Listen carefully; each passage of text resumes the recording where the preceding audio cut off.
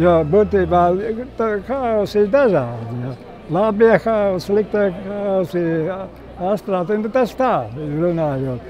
Bet ir tās dažas lietas, kuras es pilnīgi haosu nevaru paciest. Bet savu darbu haosu es paciestu, tāpēc, ka viņš uzreiz man arī pasaka, ko darīt tālāk. Vispār es pieeju ļoti intuitīvi, bet savā darbā ir haotisks neesmu.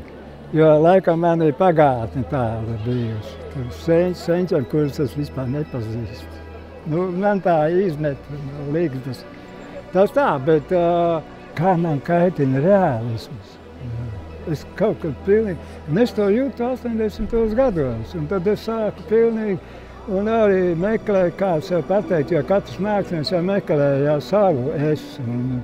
Un tad es eksperimentēju dažādi, un man vienmēr patika tas, lai es atrodu sevi, kā pieiet, jo es tāpēc arī pētu. Ir tagad jau cita laika, tad jau es jau tos visus atrast jaunas, es varētu stāstīt par viņiem.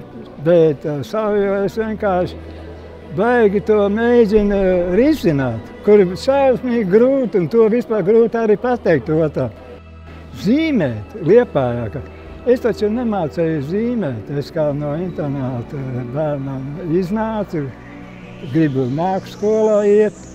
Un tad es sāku mācīties, un tad es ņēmu grāmatas un kopijas ļoti labi palīdzēja man.